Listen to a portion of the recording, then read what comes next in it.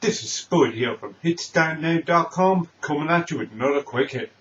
Now, if you visit hitstartnow.com on a frequent basis, you'll realize that we do a podcast at the end of every month. We do a little summary of the month's news, whatever we've been playing that particular month, a bit of a review of that, and usually have a discussion topic then at the very end. Unfortunately, we haven't gotten around to doing one for the end of April, start of May. Real life gets in the way sometimes. You don't always get to do these things. These things happen. So instead, I'm going to do a very brief summary of what's going on this month in the gaming news. So I guess first things first is the big kick in the teeth for all survival horror fans out there. Unfortunately, Silent Hills has been cancelled. It's officially official. It's not going to happen. It's been said by Konami themselves and that unpronounceable director guy and the other unpronounceable director guy.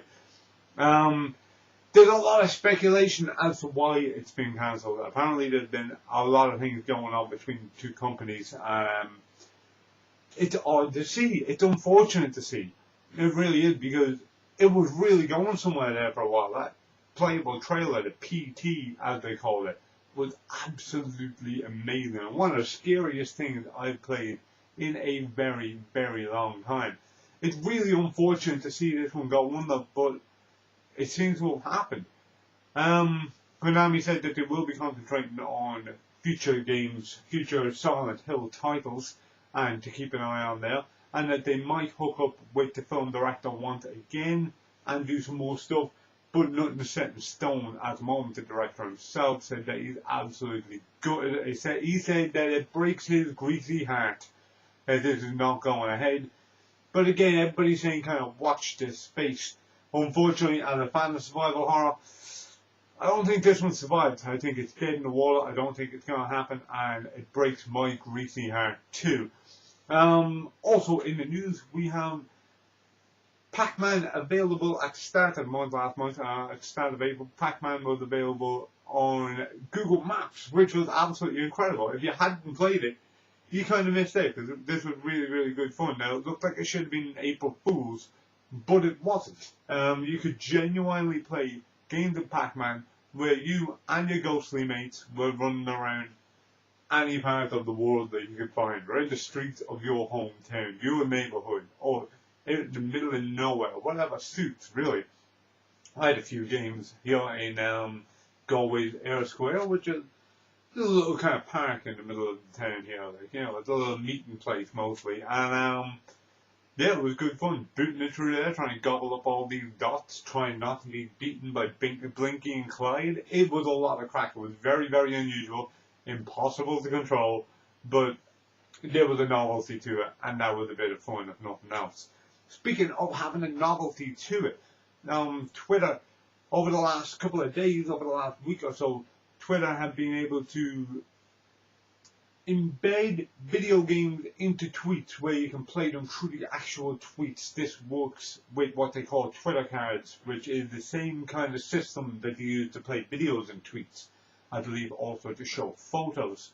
Somebody somewhere along the line discovered that you could play old DOS games through these tweets and started spreading them like wildfire. So you could play your Street Fighter 2s and your your Wolfenstein 3Ds, your original Dooms, and a whole lot of other games.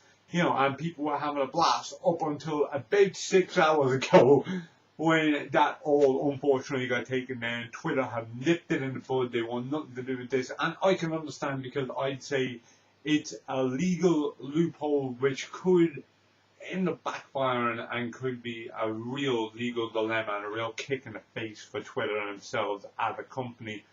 I'd say it could cause a lot of problems. So they just straight nipped it in the bud. You can no longer do that on Twitter. You can no longer share old video games in this way, which, again, is understandable, but it's a little unfortunate for anybody who was enjoying an old spot of Wolfenstein 3D, say. But, hey, get up off your sorry ass and fucking download some Wolfenstein 3D on Xbox Live Arcade or on PSN and get all your oldies that way and play them there and have a good time. Earn yourself some achievements. Have a look at the history of gaming right there and enjoy it. It's a lot of fun. You know, also speaking of the history of gaming, here's a bizarre one that we love our bizarre stories here at HitStarNow.com. We told you about the time Sonic the Hedgehog chased the Lewis through Dublin. We told you about the time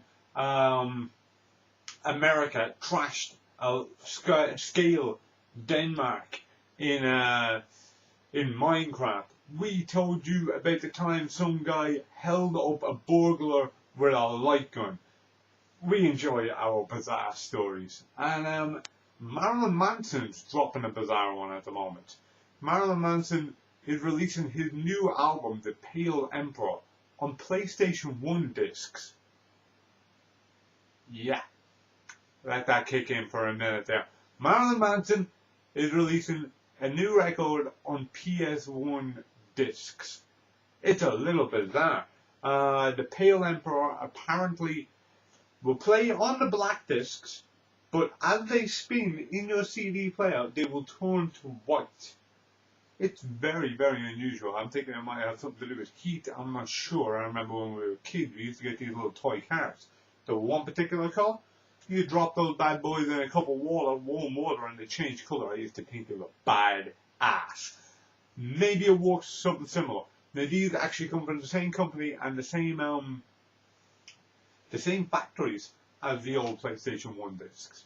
And very, very unusual, but it's a cool little take. It will also be quite cool to have a heavy metal album on a black disc. Now we all remember the PlayStation 1 discs were black on the underside.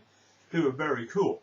Also, while we're at music and gaming, various PlayStation 1 discs actually played in your stereo, which is also interesting. If you take the original Grand Theft Auto on PS1, for example, and pop that bad boy into your stereo, you can actually listen to the soundtrack from the game, which is really cool. And I remember doing it a lot when I was younger. I thought it was absolutely spectacular.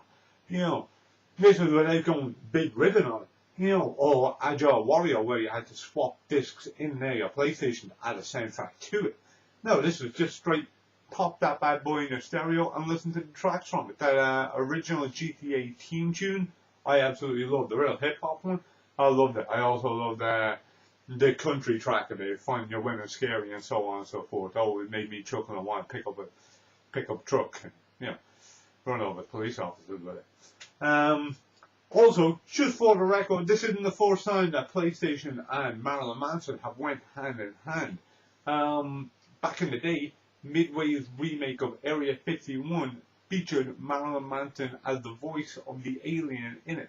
It was a first-person shooter remake of the original light gun game from the arcades. It's not a great game, but you can get it on PS2 and it does feature Marilyn Manson's voice acting. So, bit of useless information, because that's also what we're all about here on HitStarNow.com. Again, I apologise for not having a podcast. We should be back to normal next month. I hope this little quick hit kind of filled it in along the way. So, until next time, this is Spud from HitStarNow.com, signing off. Good luck. Thank you for watching one of our HitStarNow.com quick hits. If you enjoyed this video, please like, share and subscribe. You can also check in more of our stuff at HitStarNow.com, where we have blogs, podcasts, reviews, and all sorts of other mess. You can check us out at HitStarNow on Twitter, or Facebook.com/HitStarNow on Facebook. The links to all of these can be found down below. Thank you very much.